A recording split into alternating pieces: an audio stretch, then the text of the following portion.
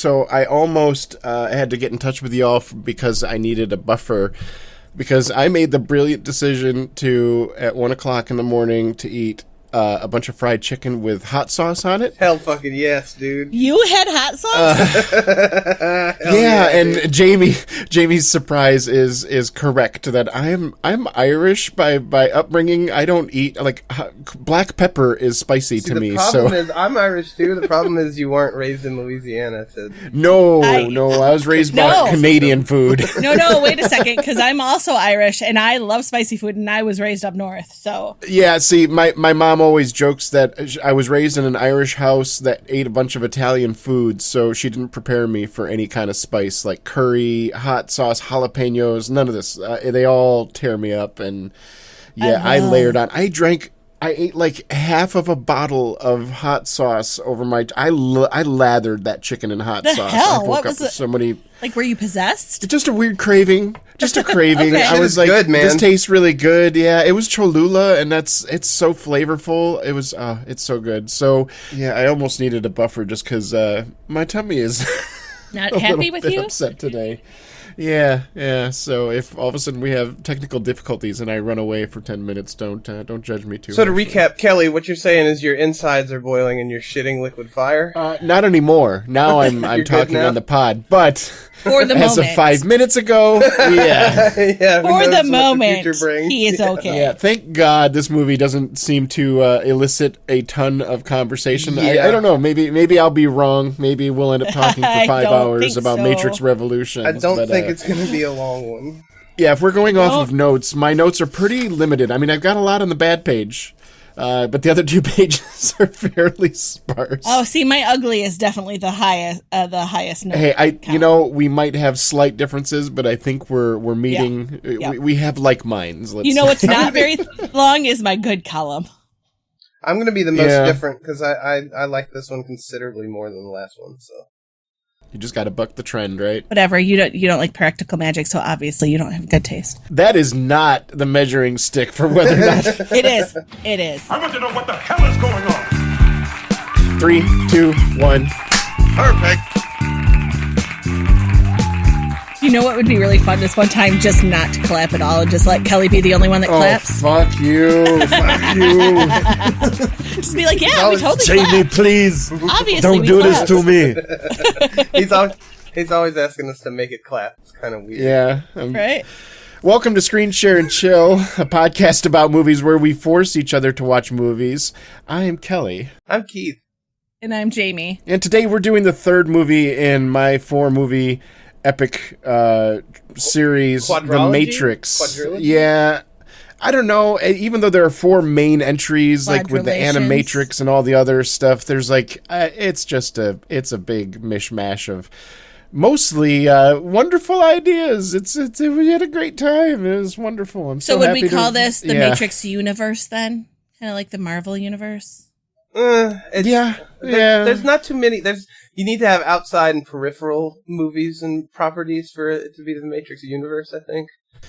I'd say. Yeah, like if we had a movie trilogy that followed Link, or if we followed Niobe or something like that, a whole movie for it, then okay, then we might call it a universe. As it is, it's just a franchise. I don't know. It's a franchise. The Matrix franchise. The Matrix IP. But either way, we're on the 3rd one, which is Matrix Revolutions, which I almost just wrote it down as Matrix Revulsions. Freudian slip. Perfect. Yeah, oops, my bad. Is it Revolutions? What was the second one? Reloaded? Reloaded, yeah. Reloaded, because remember he shot his wad. He blew his load on a dry run. They're about out of rewords because I think the fourth one is Resurrection. Yes. See, they could have done Revelations. Yeah, it feels like Revelations would be better for this one. Resolutions. Resolutions. I'm having a hard time seeing. Clear your visual Results. Matrix Resolvement. That's kind of just what you get for this movie. Yep. We've resolved the Matrix. Hold on, let me pull up the Matrix Revolutions trivia, because I did not really look up a whole lot of trivia or anything. Which is... Dereliction of duty. Yeah, well, it's... me not looking up trivia is kind of indicative of one of the largest problems I had with this movie, but we'll get there. We'll get there. Like, I'm a big fan of The Matrix. I don't want you to think that I'm a huge naysayer. I'm just going to sit here and if this is your favorite movie of all time, first, who hurt you? Second, don't worry, different strokes for different folks and all that stuff. So no mocking will happen aside from the occasional jab like I just did. We're totally going to mock you. Kelly speaks only for himself. It came out in 2003, right on the heels of The Matrix 2, whatever, Reloaded, Shot His Load. They recorded these kind of back to back, and that's where we kind of talked about it in, I'm not sure if we talked about it in the first movie or second movie, but the Oracle died during the filming of the second movie. So this is the first movie where we get a completely new Oracle, and I feel horrible for this lady because I don't know how much hate she inadvertently got just for filling the role of such a beloved character in the series. I know I personally was a little bit like, who is this? I don't like this woman. And it's not her fault that another person died and she took the role. I feel the same way, and I'm not going to go to the internet and be like, so-and-so sucks, you know? Like, fuck that lady, she's so stupid. No, she's like a nice little old lady trying to play a part in a movie, you know? She had giant shoes to fill, and it was very difficult to step into those. I don't even know if things were that bad back then. I think like we're framing it by obviously that's what would happen in a modern day setting. People would just be like death threats to this poor woman or whatever because people at the time probably didn't care. You know, like we've said, the opposite of hate isn't, or the opposite of love isn't hate, it's indifference. Yeah. People were probably just very indifferent to her.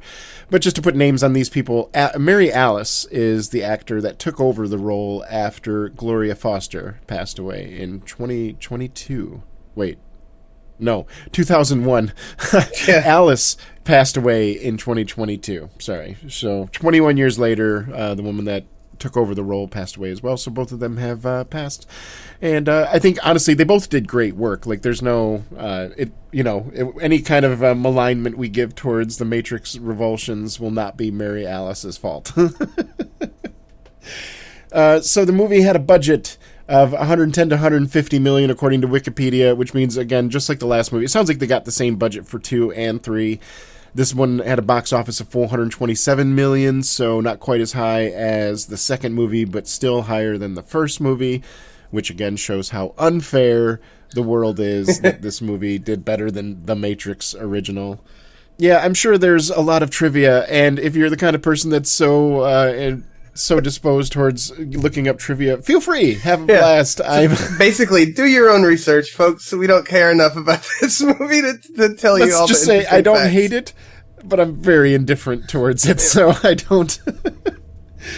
So let's just go ahead and start talking about the movie, why don't we? Yeah, which means it's time to talk about the good.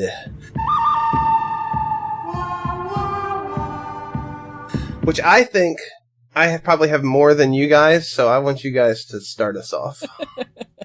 Okay, right off the bat, Sati, the little, I'm assuming Indian girl, she is so fucking cute. Yeah. And they found, I love it when they find child actors that they embody that part so well. She looks like the curious little girl just asking a million questions.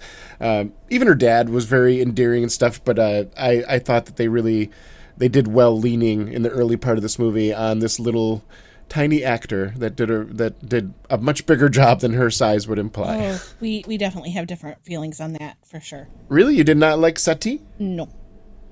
I liked, she was cute, and I liked the character, but I did not like the acting that went with it. Oh, see, I thought she was very endearing and very, very fun. Like, I don't know, maybe it's because I'm looking at it a little bit through a meta-narrative that if there's a person that's playing a program and they seem a little off, I don't chalk it up to bad acting. I chalk it up to that's a program. That's not a human.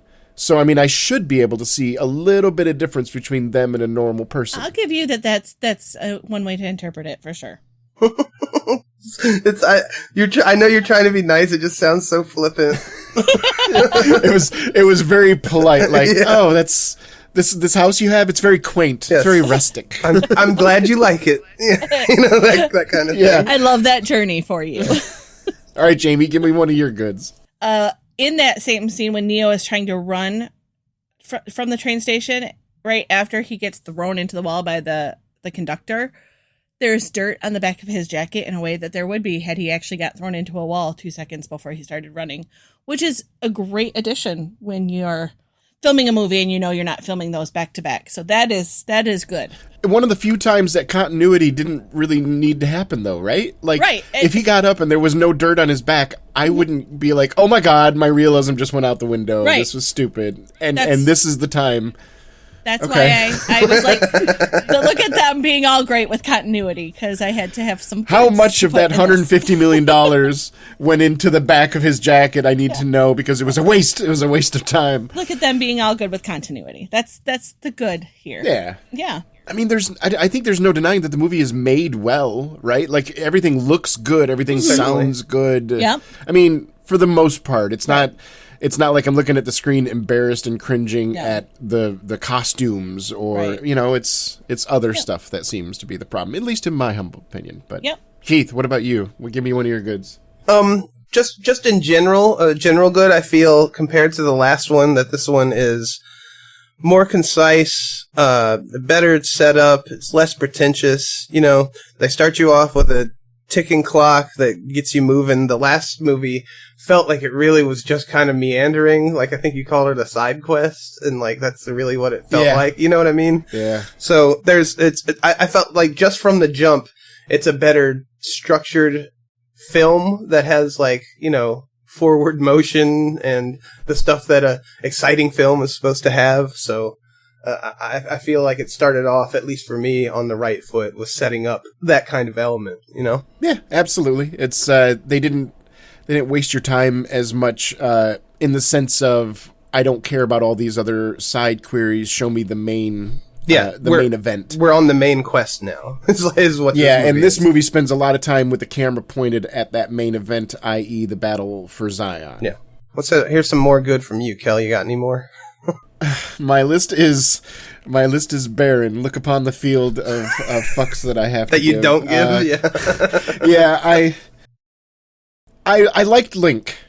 I really liked Link. I still thought he was endearing. I thought the actor did a good job playing him. Enjoyed the fact that they tried to flesh out his life, and we got to see it was his wife, right? Not just partner or whatever, but either way, his partner at home. I'm really happy that we got to see all that. Unfortunately, I still didn't find myself giving too much of a fuck about him, even though I appreciated his character. And maybe it's just because I knew how big of a shoes he had to fill. Much like the lady stepping in for the Oracle, this guy stepping in for Tank and being Link instead.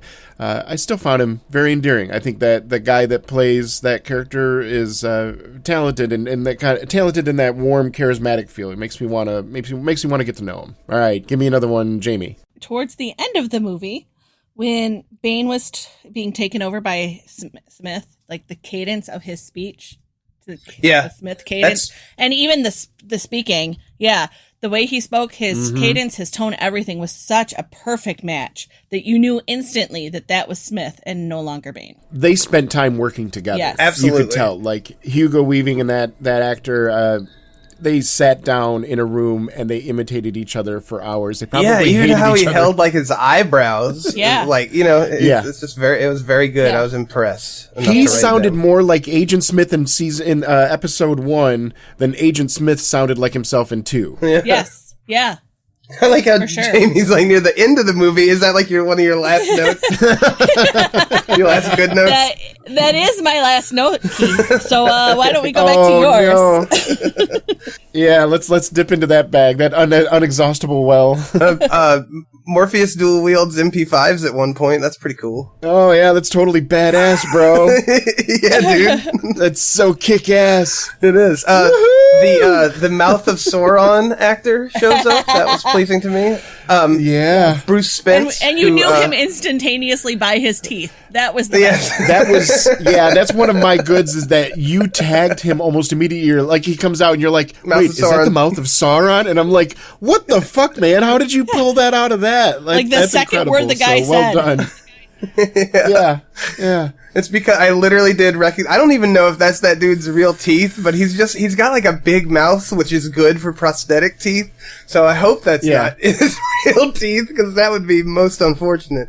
But don't ever say that to him if you ever meet him. Like, bro, I'm such a huge fan. You've got a huge fucking mouth. Yeah, and it's full of fucked up teeth. Yeah. Thanks so much. Have a great day. But notoriously known for playing fucked up teeth people. So he's also plays an Utapawan, which is an alien from the planet Utapau in Revenge of the Sith. When Obi-Wan lands on the planet, he tells him in secret, there's thousands of battle droids on the 9th level or something like that, 6th level or something. His teeth are all fucked up. He plays one of the goofy pirate guys in Pirates of the Caribbean, I'm pretty sure. And his teeth are all fucked up in that because he's a pirate. He's the fucked up teeth actor. So kudos to Bruce Spence. Hey, find your niche. If he can make some money off of it, probably has people in his life that are like, you know what, you could go to a dentist. He's like, fuck off. Uh-huh. You know how much money these chompers make me? Well, he's also really good. Like, he is terrifying in both roles that I've seen him in that stand out to me. So, like, the conductor and the Mouth of Sauron. Like, he is somebody you don't want to mess with in both cases. Yeah, you don't really want to hold interactions with that. Right. Yeah, you feel bad for the guy in the sense that how often does he get cast as a hero or even a good guy? You know, like, it's probably like a 9-to-1 ratio of him getting bad guy roles to good. And that's, I don't think he gives I hope he's cashing his checks. I know, yeah. You know what I mean? If he's getting good checks, and you know what? That's what therapy's for, man. Like, right? Play the bad guy, get your paycheck, and go buy a good therapist. Also, playing the bad guy sometimes is a lot more fun. Oh, yeah. Oh, yeah. I've had the fortune of playing a lot of good guys in movies, or not movies, in plays and musicals that I've been in, and there was one a few years ago that I got to play the bad guy, and I got to play the primary bad guy. Oh, it was delicious being able to, like, slither around the stage and just be a fucking asshole to everybody. Mm-hmm. Of course, you have to be extra nice when you're backstage so that people don't think you're actually like that in real life. Yeah, let them think it.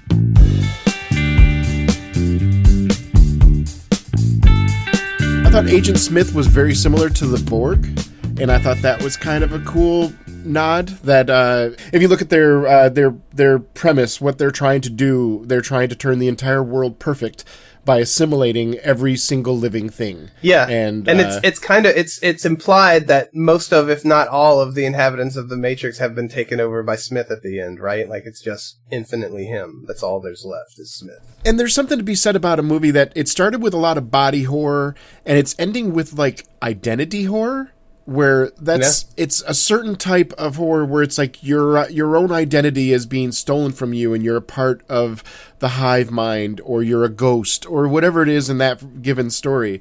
But that hits people on a different level. Like, body gore gets me sometimes, not all the time. Identity gore gets me a little bit more. With the idea of something invading my psyche and taking control of my thoughts or my actions, that freaks me out. So Did anybody clock that the effect of Smith taking over is kind of the same look as when, I think in the first one, when he takes the pill and touches the mirror, right? And it starts, like, wrapping around him. That liquid silvery. I did see that. Yep, I didn't connect it, but I felt did like it see had the what you're same talking sounds and everything too. Yeah. I thought that was interesting. You got any more, Kelly? Any good? Why don't you give us another one of yours? Because I've got limited number left. Let's see. I have my main point that I'm going to save, I guess, for last. But him saying love equals insanity kind of rings with me a little bit. Even though I am a hopeless romantic, but I'm aware of how stupid it makes people. Oh yeah, absolutely. Mm-hmm. Whatever side you're on of it, whether you're falling in love or you're falling out of love or you're going through heartbreak, the stupidest shit I've ever done in my life have always been because of that. Yeah. Yep. So good line there. I like the fact that, and that kind of ties into one of my goods, is that I really appreciated that this story was a lot of programs feeling love. And you and I have talked about this off camera before too, that like in social sciences, we can't tell you what a person's feeling. I can't put a camera or a device on a person to measure what their emotions are. We don't have a way to do that. What we can do is we can monitor their behavior. We can ask them questions and self-surveys, stuff like that. And if you think about, like, if a program tells you that it's feeling love, if it exhibits all the outward signs of it, if all the behavioral criteria are met for being, quote, in love, then what's the fucking difference? Well, you can say, well, I truly feel the emotion. This robot AI does not actually feel it. How do you know? How do you know? That's a limit of science as we know it, that we don't know how to fully measure an emotion. We just learn how to measure a body's response to emotion. Yep. So if we take that logical step and we don't try to differentiate between the two, this movie is a movie full of us seeing programs self-realizing and coming to grips with loving, whether it's themselves or other people or something. That whole thing with the family and the little girl at the beginning, that is like tear-jerking in a sense, because it's all about, I don't understand what love is, but I know this is what I should do even though it hurts. And the father at the beginning tears my heart out a little bit. And I think that is such a compelling argument, and I wish we didn't spend so much time doing stupid shit in this movie and we spent more time talking about or exploring that in different ways. Smith's evil laugh, I love it. When he finally takes the word, he's it's like classic camp villain, and he's just like losing his mind, and like somehow Hugo Weaving's like face stretches. It's great. I love Hugo Weaving in general was brilliant in this. Like when he says, "Is it over?" Yeah, how he says it is so desperate and plaintive. I was like, Jesus Christ, is this the same man that was Tom Brokaw in the first movie? What the fuck is going on here? Yeah, he's unhinged now. It's really cool. It's because like you see those elements, and you also see the new elements, and he did a great job. Yes. And also when he said, "Is it over?" I was thinking, God, please, yes, please, is it over? He's the audience stand-in. Sorry, Jamie. Did you have you didn't have anything? Nope, no more left. That is my good. Well, I can agree with some of yours. All right, Keith, give us a rundown of the rest of your good. Let's get this ball rolling. All right, so I actually enjoy and like most of the aspects of the Defense of Zion, which I think is in contrast to both of you. But I like the mechs. I like the way the squids swarm and move in formation. That man! I like the sketchy reloading of the mechs. I think that's cool. It's very like World War II style thing where you have to just run out through all this fucking crazy shit and manually load these mechs up. I think that's it was totally cool, bro. Yeah, dude. It was very cool. I like the look of the mechs because they're big and clunky and like fat, and they look like they've been drilled together in like a car mechanics workshop instead of like a science facility. Yeah. There's no denying that all of us would want to get into one of those mechs and shoot a couple rounds, you know? The quality of the stream wasn't that great, so maybe that is what helped me to enjoy it, because I know it was just a big CGI fest, but it looked like everything else on the screen because it was all slightly under definition, so maybe that's why. But yeah, I think the squid swarming is terrifying. What do you do with that when they're just like, it's just like thousands of them in a stream coming at you? I think that's cool. I like that. And I'm not gonna apologize for it. No, I'm trying not to. I apologize for mocking your good. That's not the point of this segment. We'll just say that you were right that we have very different opinions on that. But I guess if anything, I wish I could have enjoyed it as much as you did. My brain would not allow me to enjoy it the same way, and that sucks. But I'm glad you had a good time with it. No shade, no fucking subtle sarcasm. I'm glad you had a good time with it. Yeah. No, exactly. Like, everybody should be able to get their own pleasure out of whatever they get pleasure out of without feeling shame about it. Except for Conan. I also liked the final Smith and Neo fight, because it was just a one-on-one this time, and they're way less PS2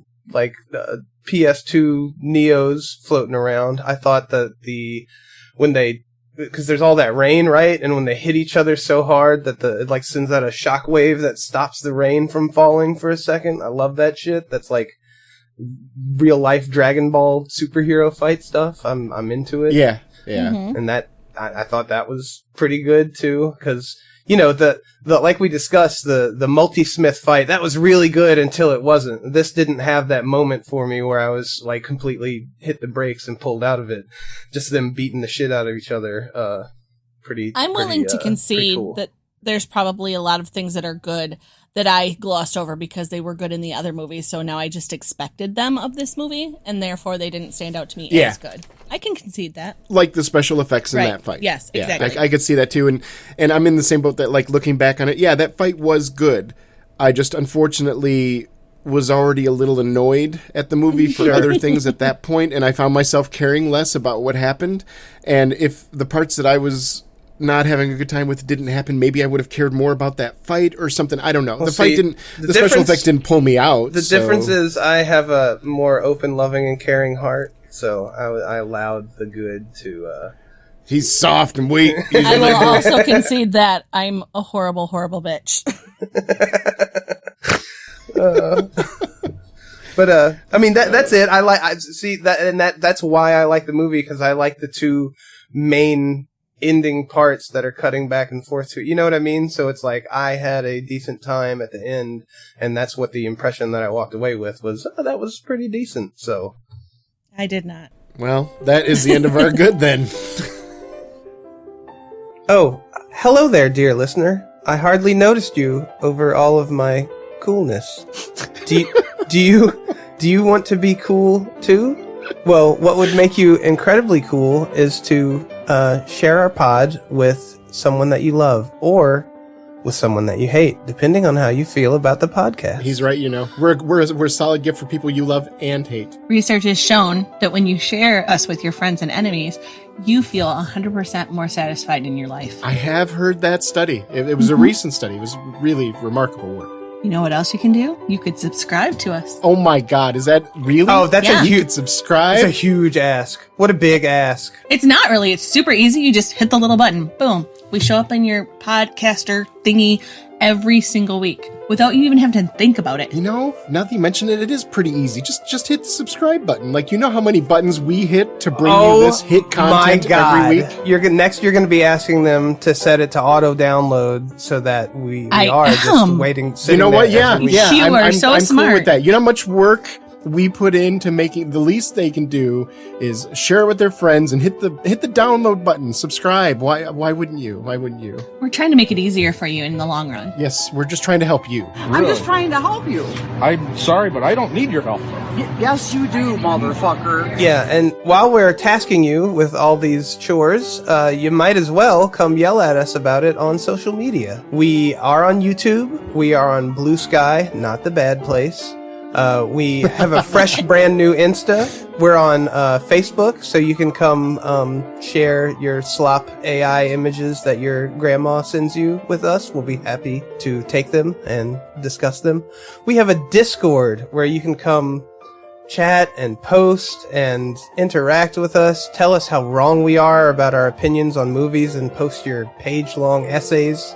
Or how very right I am. I'm waiting for people to tell you how wrong you really are about Rise of Skywalker, but right now you're sitting easy because nobody's bringing up this huge gap that you have in your logic. Hey, I hope no one brings up my huge gap. Dirty. It's not something that I like to talk about in public. Well, you picked the wrong hobby to pick up, my friend.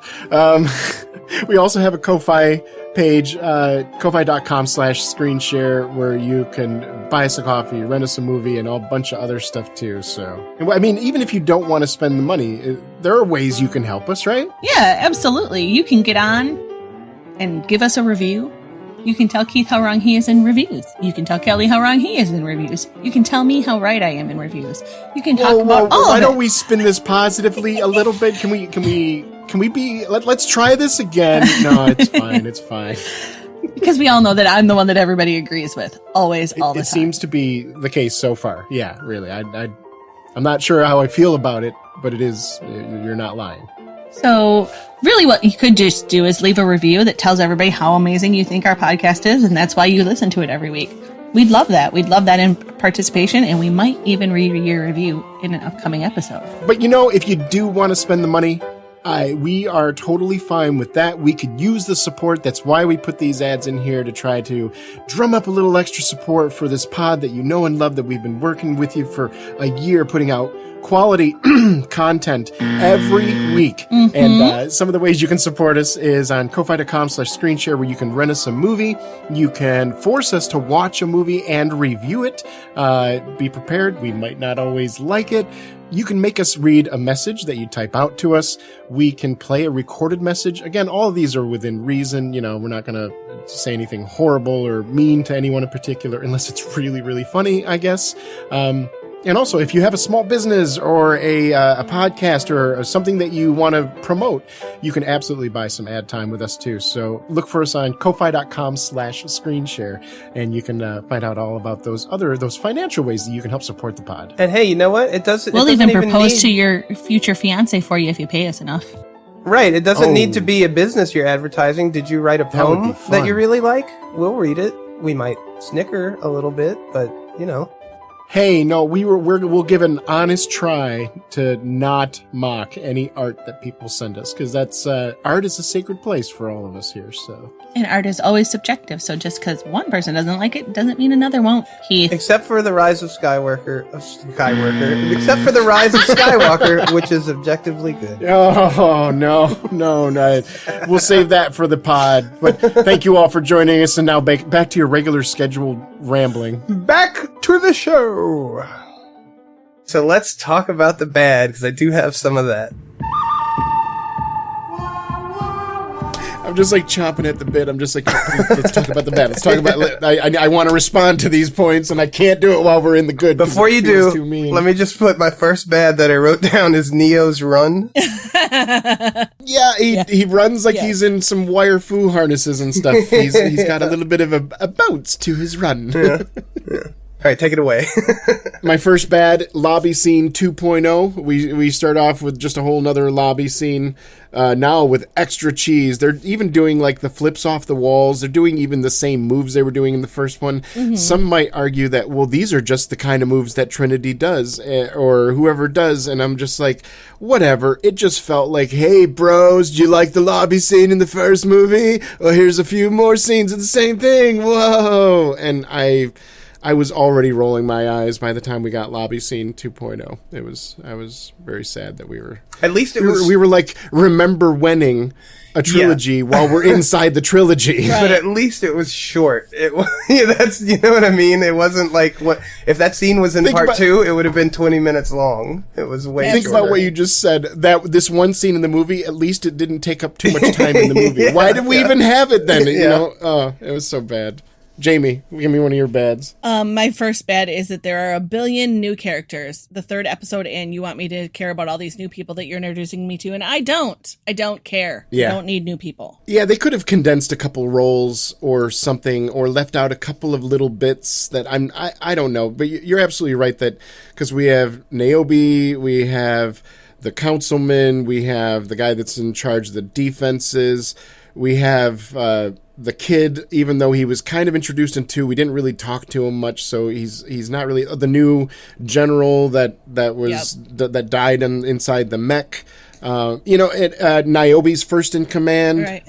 All these other people that are like you're right that they literally introduced. I think I just named like 7 people or something, and I'm sure I'm missing a few. To be fair, quite a few of those people were in the last one, so not as anything that had any. They were like in the background walking around. Definitely. This story said, hey, care about them and follow them around a little bit. And I'm like, I don't give a fuck about them. I want to see what's going on with Neo. I want to see what's going on with Morpheus and Trinity. And And then also, I really had issues with the bright green in the wardrobe choices. Like, they just stood out to me and called my name.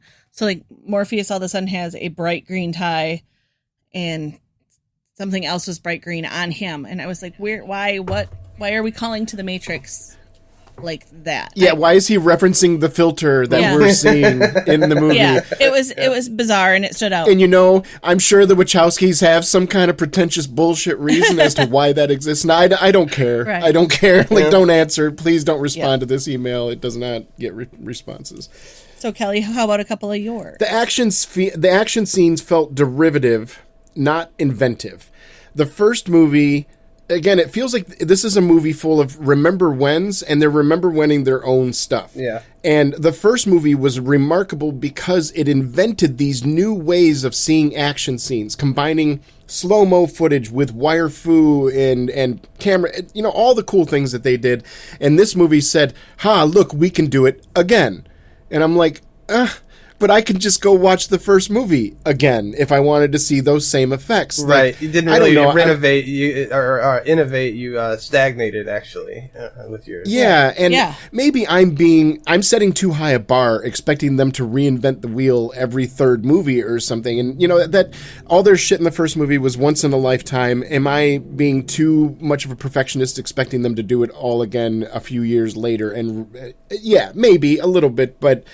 I don't know, then why are we spending so much time? Like, just don't even do it. If you're going to have bullet time, have it as, reference it and do it quickly. Let's not spend 20, 30 seconds in bullet time, because we've already seen it. We've already done that. It reminds me of Star Trek. In Star Trek, the motion picture, the first one, they spent like this 10-minute scene just looking at the Enterprise when they first go out to it. And it's like, we've seen a model before. We know what that looks like. You don't need to linger on it. 100% agree.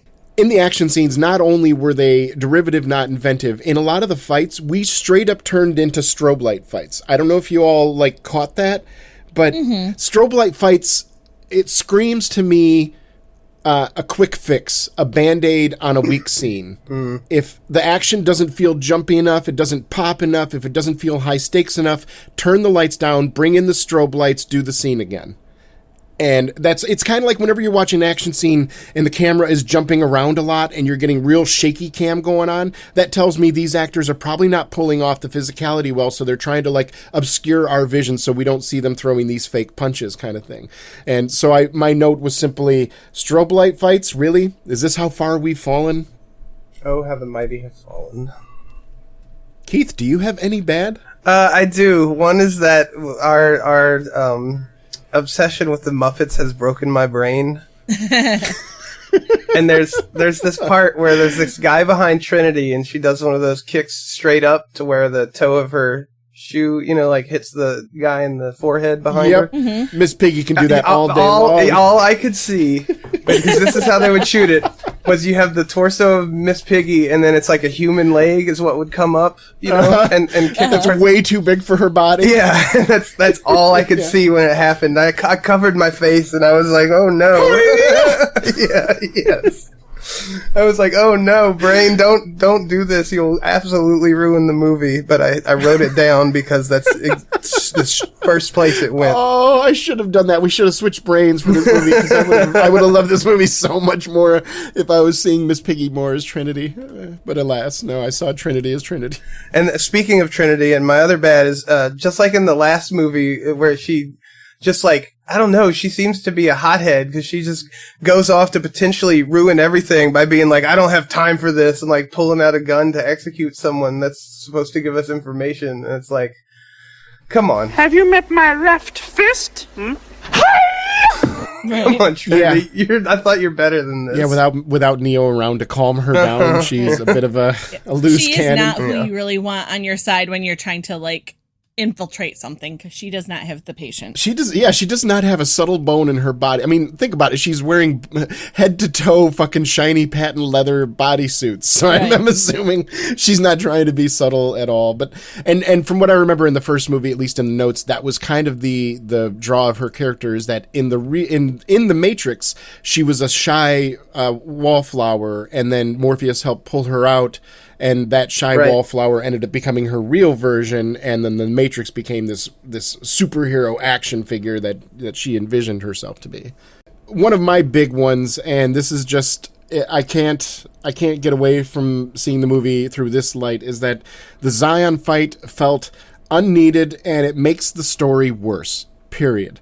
I have a lot of other notes that will support this as we go, but basically almost 80% of my complaints come from something involving that Zion fight. I feel like a lot of the CGI was it wasn't that it was bad, but it was that they leaned on their CGI and their look at this is cool moments so much that I don't know, it just dragged on, and it felt like we had a 2 hour and 20 minute movie or something like that. Well, 2 hour and 10 minutes. And we spent, 35 of those minutes, no joke, in Zion. Whether it was walking the corridors, having late night conversations about the inevitability of death and the belief in religion, or people in mech suits that leave the human completely exposed to the elements going,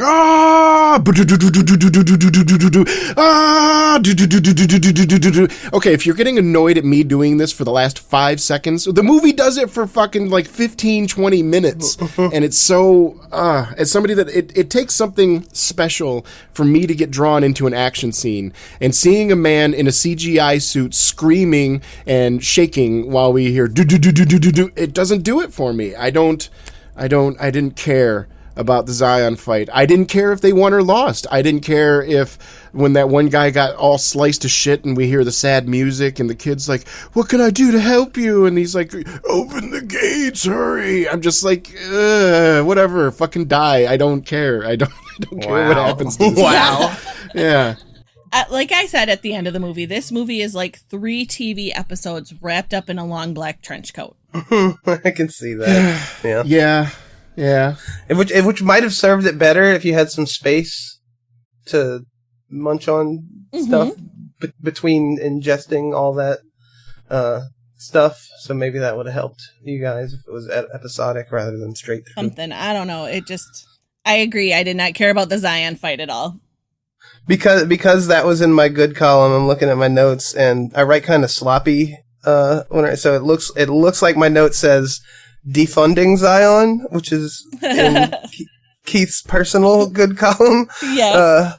But defending Zion, yeah, I don't know. I like I said, I enjoyed that, so I don't have much to add to your bad of that. I do have one bad thing to say about the mechs that I thought was silly. When he gives this big speech, and then like they're all like shouting and raise their fists, and several of the mechs do it, and that just means that those people were using the control sticks to make their mech raise their hand like that, and that just was just silly to me. The idea of that. As silly as having a battle mech where the center body mass is just the exposed user. But at the same time, it also reminded me of how when you get groups together in an MMO and people start popping the same emote, that's basically what they did, is they all popped the raise your fist emote. And this movie definitely had the copy-paste mentality of like, hey, you think this robot's cool? What if I showed you a dozen? What if I showed you 200? What if I showed you 10 billion of them? Yeah, exactly. Yes. The camera keeps just spanning back until it becomes like a static screen where you're looking at billions of these robots. Again, that worked for me just because the insurmountable swarm where they're like flowing water. Like, how do you deal with that? I don't know. If it had been a more effective CGI, maybe. Yeah, I don't know. The CGI was okay. I didn't mind the CGI. It was that I didn't care. It was taking too long, and I knew that this wasn't the important part. I knew the humans were not going to survive. They told us for the last 2 movies that Zion is going to fall. The humans are not going to be able to physically defend against the robots. Yeah. Well, you just told us for fucking 6 hours or whatever it is that this is not going to succeed. Then why are we spending our entire focus watching this thing that we know is just gonna fail anyways? I mean, unless you're purposely just trying to get us to care about these people, in which case you should have had them in the first 2 movies if we were supposed to care about them in the 3rd movie. Or maybe take some of our people from The Matrix and put them in the roles in this movie, so now I inherently care about them more. Like if Morpheus was out there fighting on the front line with the do-do-do-do-do, maybe I would have cared more. I don't know, but I don't know. I cared more. I wanted to see what was going on with Smith, what was going on with Neo. Those are the stories what was going on in The Matrix. Yes. That was compelling as fuck to me. I disagree. I think that a lot of the CGI was not up to the par that we come to expect from Matrix movies. A lot of it reminded me of movies that we saw in the 80s and the late 70s, and it was very clumsy CGI to me, especially in the Zion area. And that's just Uncanny Valley. If it clicks the Uncanny Valley in your brain, you can't really turn it off. I don't know that that's fair. CGI in the 70s was like fucking Tron. Like, well, you know what she means, like special effects. Okay. Yeah. Yeah, that's the way I take it. It felt very much like watching Star Wars or Star Trek and seeing the special effects that they did for large battles of that nature. It felt almost exactly the same to me. And we are in the late 90s, early 2000s at this point, and there's no reason it should look the same. Oh, so you enjoyed it because the space battles in Star Wars have always looked phenomenal. Oh, no. Yes. I enjoyed it in Star Wars when I was a kid. Why are these two old guys waggling sticks at each other? Yeah, I mean, its contemporaries were Return of the King, Two Towers, that kind of stuff. So, like, it needed, and if we're being fair, when we did Two Kings and the Return of the Towers, we did comment a few times that the CGI was a little lackluster at times, but it is what it is. I also, one other thing that made it into my bad column is that both robots and humans, maybe they have more in common than we realize, because they're both idiots, and it's idiots facing off against idiots, especially with like their war tactics. Like, none of these tactics make any sense. Like, for example, the robots come in the room, and the first thing they do when they get into the bulb of Zion is they just make a ball and just fly around for a while so that the humans get some free shots for a good 2 minutes or something. Like, I don't know. Like, you didn't think this through. It's kind of like the robots are like, we're in. What do we do? Spin around. Like, you're fucking robots, man. You should have already had this figured out. Obviously, they were programmed by humans and haven't grown past that human programming yet. Yeah, and the people that are shooting at them are in mech robots that the arms and legs are heavily armored, but the person in the middle, they don't even have a fucking sheet of tarp in front of them. They're just exposed to the elements, and if the robots spit on them, they'll feel it. It's a good thing they weren't. It's a good thing they weren't like, fire breathing robots or whatever, because that would have been bad. What if they just use like shrapnel weapons, showing a bunch of little like fragmentations and stuff like that? Like, it would have completely decimated the human forces with 2 shots. Yes, but that's the end of my bad. Oh, I have more. Let's hear them. I have one more bad, and it's at the very end. I have why a gimp mask. Like the gimp mask out of nowhere, and then I was like, oh, it's because we're in a fetish club where purple nipples are the specialty. Like, what was the purpose of the nipple pinch other than to pinch somebody's nipple on screen? Like, that was the whole purpose of that. So that was really weird and out of place. Wait, nipple pinch? How did you miss the nipple pinch? Like, they first enter the club. They first enter the club, and they're showing a lady with the fetish club. Dual nipple pinchers. Right. Yeah. The first thing you see is tits, and then somebody reaches up and tweaks both nipples. Hard pinch twist to the side. Hang on, I don't know how I missed that. I'm amending my good column to add this. Daddy, chill. Me too, my friend. Me too. I wasn't familiar with the game Matrix 3. I stand corrected. Now let me retcon my bad column. Let's just wipe everything out. I love this movie. This masterpiece of art. Hang it in the Louvre. Yeah, I don't know how either of you missed it, because it was like mid-screen. No, I saw it. I saw it. I'm just I'm squarely in the good column. I'm just desensitized. It's not that in and of itself it's bad. It was just a weird thing to add in the middle of the movie it's like a smash cut to nipple twisting. Yeah, so exactly. It's the penis in Fight Club out of nowhere in the middle of the kids movie. And if they had been like literally like most of the people were naked in the club or something like that, it would have added more context. But literally, it's like one topless woman whose nipples are getting pinched, and then we move on to like fetish gear for everybody else. That just shows you what the internet's done to my brain. Like, just the fact that there are tits, I didn't even care. Yeah, like, I didn't even clock it. It's the internet, bro. Yeah. Come on, tits are everywhere. I'm sorry. I mean, tits are fun. I love tits, but like, they don't impress me the same way they did when I was 13. What other bads you got, Jamie? We've already brought up the fact that I felt that Sati as an actress, and it's something that a lot of young kids that are cast in roles that have a lot of lines and a lot of complex emotions, it was kind of wooden and just not very believable to me. I felt like she was reading right directly off the script for the most of the time.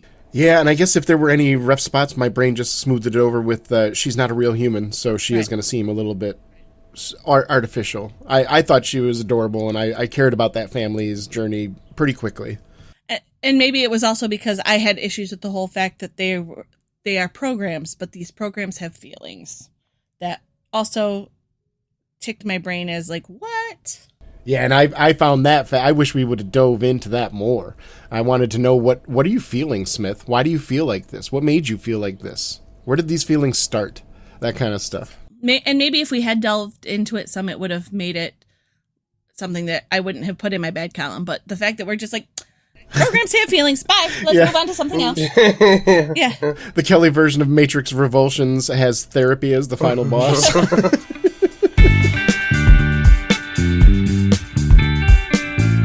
At the end, I forget if it was Neo or Trinity, but when their ship crashes in the machine city or whatever, one of their head injuries, it just looks like the grape jelly jar smashed when they crashed.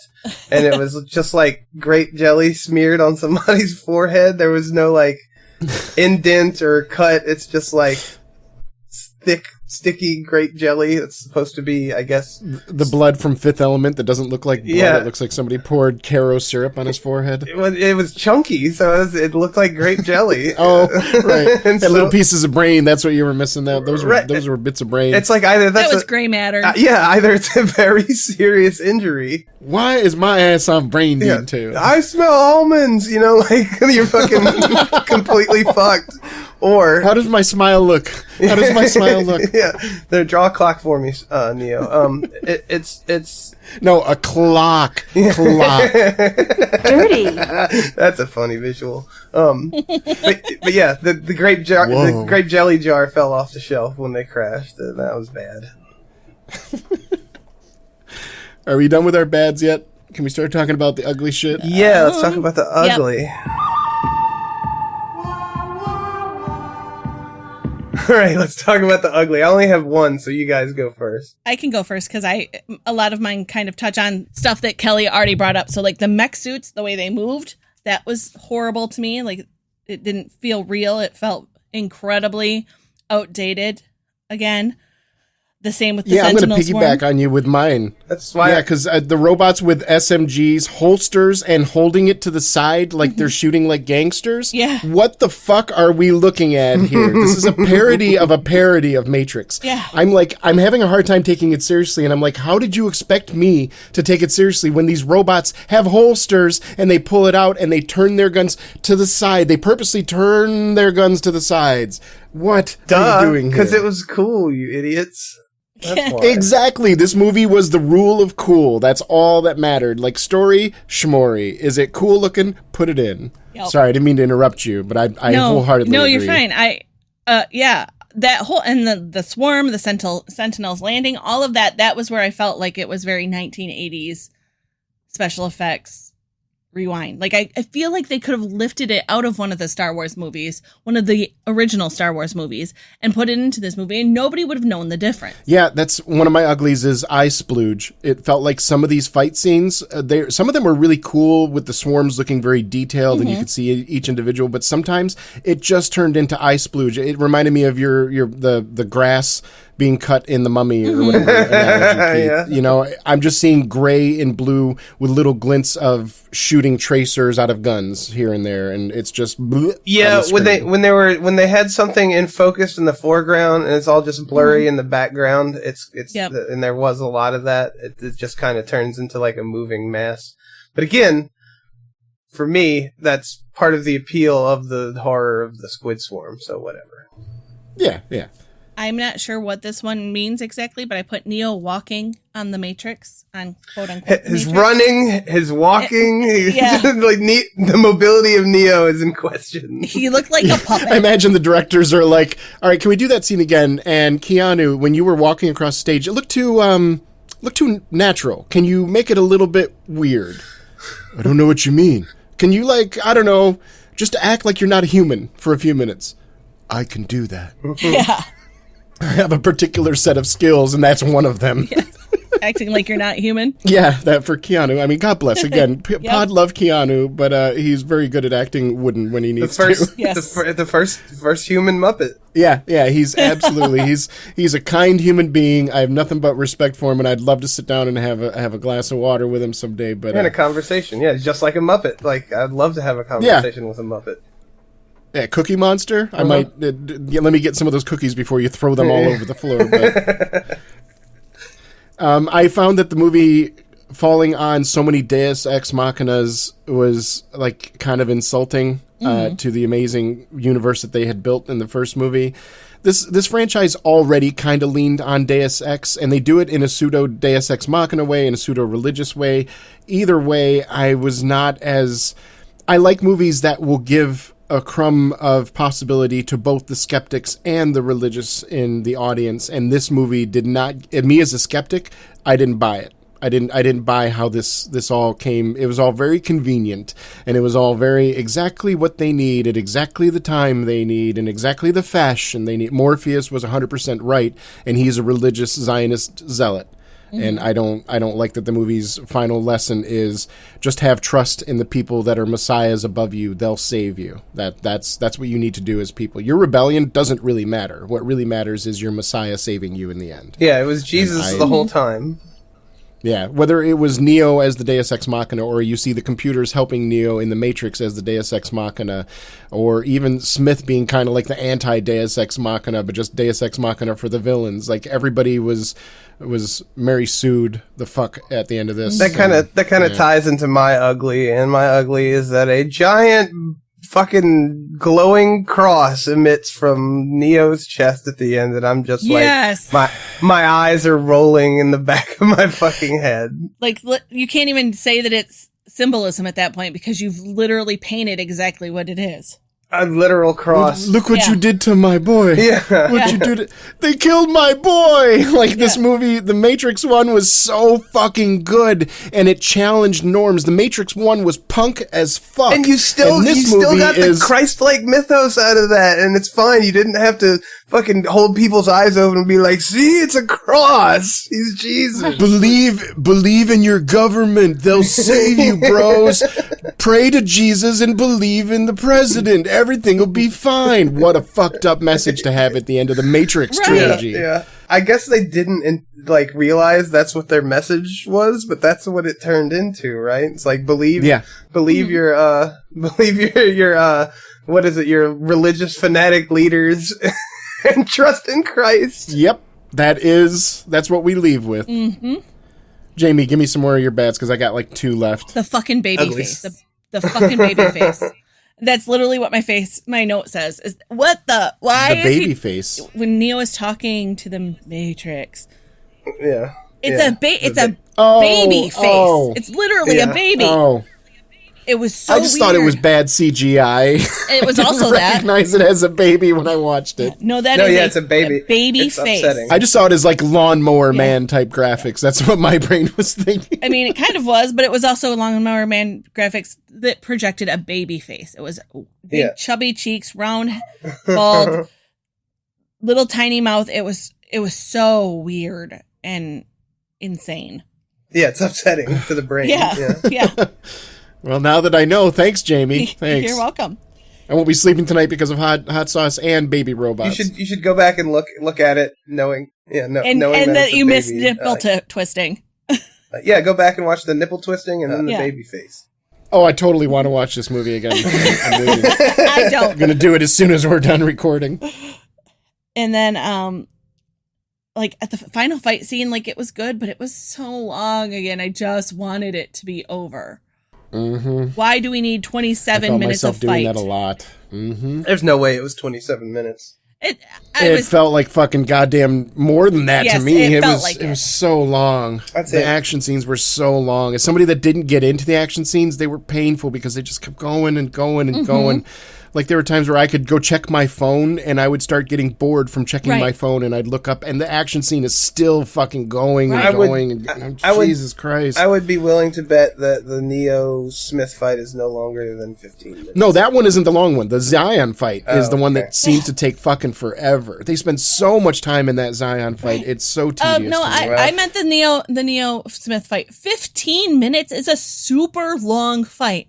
When we've seen them fight. You were just having a bad time, and so it wasn't that long. It just felt that long to you. But they've had this fight. And maybe it would have been more fun if you cared more. Right. And that's where and if you're like me, then the movie had kind of already lost me at that point. So, like, even though I'm looking at the screen, I'm like, yeah, that looks nice. Yeah, that looks nice. It's kind of like we've already brought up. It didn't do anything new. It was the same fight we've had for 3 movies now. We've seen this repeatedly. Why do we need 15 more minutes of it? Why is it not 3 minutes? 3 minutes would have been too much. It is do something new or just quick and be done with it. Like, it was so painfully long to me. Did you know that the Wachowskis actually answered to that gripe in the video game Path of Neo? No. Instead of fighting Agent Smith at the end, they literally like meta interrupt and like, this is the Wachowskis, and we figured that the ending of the movie wouldn't make for a good video game boss fight, so here you go. And it's like all the cars and lampposts and everything on the street get formed into like a big giant Agent Smith, and you have to like fly around and knock parts off of it. See? That would have been really? way more interesting. They literally say that to the player? It's something along those lines, is that it wouldn't make a good video game boss It didn't fight. make a good ending movie boss fight either. Well, neither would Therapy, but that would have been a better ending than this. One of my final points is that it felt like this movie, they spent more time showing off what they could do with CGI, and they didn't invest as much time in the story, and it led to a conclusion that the central point that I keep coming back to, and I have this written probably like 6 times around my notes, and I have it underlined at several points, is why do I not care? Why did I cared about these characters in the first movie? Like, even Neo, I don't give a fuck what Neo is doing. I mean, I want to see what the conclusion is of his story, but I don't care as much whether he lives or dies or what he wants or doesn't want. Like, Trinity, I found myself getting annoyed with her and thinking, like, you know, I don't want you to die, but you kind of deserve it with the bullshit that you're doing, you know? And how far have I fallen that I'm looking at Trinity, one of my favorite characters in the first movie, and going, I don't even give a fuck if she lives or dies. And then, but it wasn't just against Trinity. It was against Neo. It was against Smith. It was against the Matrix. It was against the Oracle. It was against everybody. I'm like, I don't care about any of these people anymore. And maybe that's a shortcoming on my part. Maybe I failed to notice some kind of deeper meaning, or maybe it's just not intended for me. But this feels like why it might have fallen off with more people than just me. That by this time, I just don't give a fuck, and you're taking forever to get to a conclusion that I have mild interest in. I'm curious how you end it, but I don't really care that much. Right, because the ending should have been, after 3 movies with these characters that you're rooting for and liking, the ending should have been very emotional. And I was just relieved. I was happy that it was over, and that sucks. Yep. Is it over? Yes, Smith. It's finally over.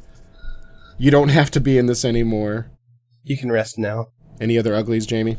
Just that when Smith blew up, the 1930s effect of that, that felt like it was a throwback to the 1930s. That's how bad that effect was to me. Oh, the light pouring through? Yeah, and he just, like, when he blew up into the little pieces, and yeah, it just was very... Oh, by contrast, this was in my notes, but I didn't say it. I liked it when he sees with Neovision, the burning, like, Agent Smith within Bane's being, and, like, when he smashes him with the pipe, and his face shatters or whatever. I thought that was cool.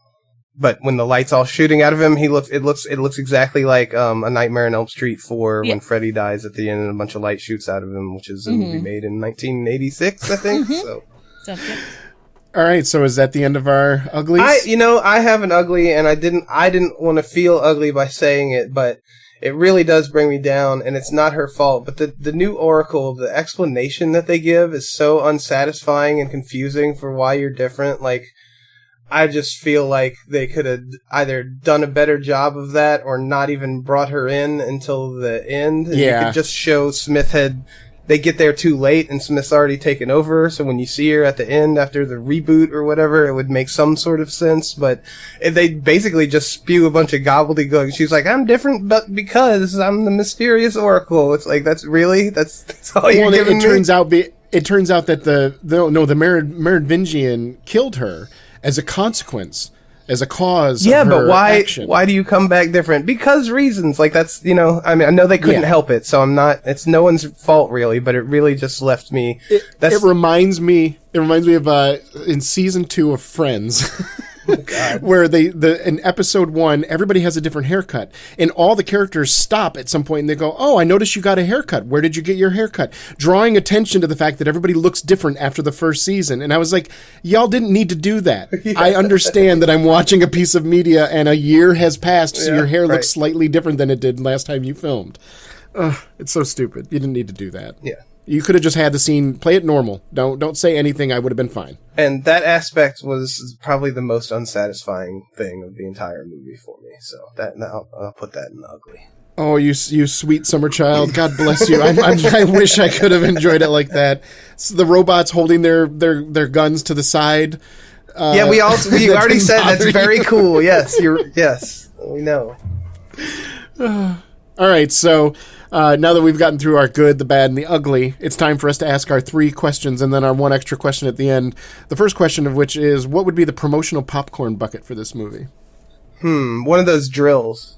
Okay. You know what I mean? It's a giant light up cross. A Bible? Yeah, a Bible. You open and get your popcorn. I'm switching to that because that's like goes with the theme of the movie. I was going to say plain white that just says in bold letters, "Thanks for the money, suckers." Yeah. But I'm going with the Bible too. I think the Bible makes It's not sense. even popcorn. The holy fucking Bible, son. There's no popcorn. They just hand you a Bible when you walk in. That's the popcorn bucket. The next question is, if we were to replace this movie, yet again, if we were to introduce Muppets to the Matrix franchise, who would be the only human character surrounded by Muppets? I mean, I don't know if my choice really changes. Yeah, mine doesn't. I think it would be funny if it was the counselor man, the old counselor man, if he was the only human and he was just surrounded by Muppets. That would be kind of funny. But he's not in it anytime enough. you have a human. Yeah, but that's why I just want the Matrix done by Muppets. That's right. All I want. Yeah. Other than that, Smith is still my choice. Yeah, I'm still on Smith. Yeah. Once again, is it over? Yeah, but can I leave these fucking Muppets behind? Because then he's trying to get into the Muppet world. Yeah, well, it's also you have the visual of Smith like sticking his hand into a Muppet and like it encircling him, and then they're just like, there's a human, like another human there. Yeah. Or when Smith comes out into the real world as Bane, it's a Muppet version of Smith. That's hilarious. You can hear it's Smith's voice. Yeah, that's great. I just want to see more Miss Piggy as Trinity. Exactly. I think that's the real moneymaker. Trinity being the only human is always the wrong answer. Yes. And hearing Kermit say "whoa" like Neo would be fun. Whoa. And our last of the 3 questions is, who is your MVP for Matrix Revulsions? Was it a character? Was it the set design? Was it the sound? Was it the music? Who's your MVP? For this one, I'm gonna say the actor who did Bane, like we talked about, because his impersonation of Smith was like more Smith than Smith somehow.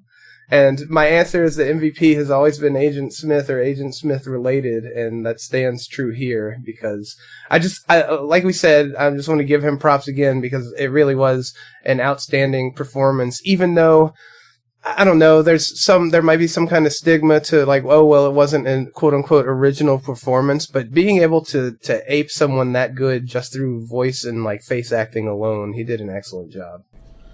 Yeah. He would have to be mine because he's literally the only good that I have that is, something tangible. Other than maybe the continuity people. I think this might be the first time in the history of the pod, but I think we have a triple whammy or whatever you want to call it, because I'm right there with you. The guy that played Bane, he had so little time to do what he was doing, but he was such a big part of the story. And again, like you said, aping somebody else's performance, because he doesn't do it the entire time. Like, there are times where he acts like a different person, and then you can see him kind of sliding into the Smith mentality and the body language and everything. to the point where when Neo and Trinity are like, who is it? Oh my God, who is it? And where is the audience going, you fucking moron, can't you hear him? Do you not know who it is? Right. Yeah. Exactly. So, yeah, that's well done, Mr. Bane. Ian Bliss is the name of the man that played Bane. Good job, he did a blissful job.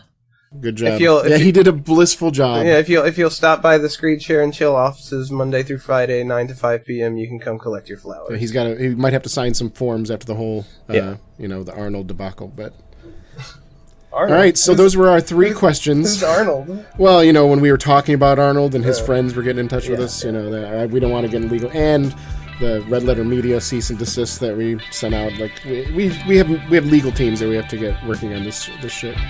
But our last question then would be, when it comes to The Matrix Revulsion, not the other 2 movies, just this movie. I guess we have our subtitle, right?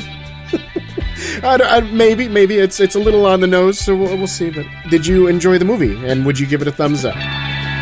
You really want to do this? Here. Now? Yes. Okay. Okay. Let's do it! Absolutely not. It is 100% a thumbs down. When I'm literally praying for it to end, I can't, in good conscience, ever give a movie like that a thumbs up. This movie was a slog, and so thumbs down from me. So I'm going to go to Kelly next. Absolutely thumbs down. This was the worst of the trilogy so far. Everything that Matrix 2 did wrong, it did more of that wrong. Oh, really? We didn't even say any of that. Is that that's your statement on the movie? You thought it was worse than the second one? Yeah, because when I was talking about how they relied on CGI too much, I was saying that about the second movie. Those were the parts of the second movie I didn't like very much because they were leaning on CGI and action, and they weren't doing anything really inventive with it. In this movie, they just exploded that into even more and more times. So, yeah, I did not... everything I didn't like about 2 just seemed to be the volume turned up louder in this one, and it just comes down to that one central statement from me: why do I not care? I didn't give a fuck about these people by the end of the movie, and that's sad. I wanted to. So, Keith. That is funny because that's like for the exact same reasons, but the opposite like take on it is why I like this one better. I give this one a very weak thumbs up. Here's why. You've already come this far. You might as well see how it ends.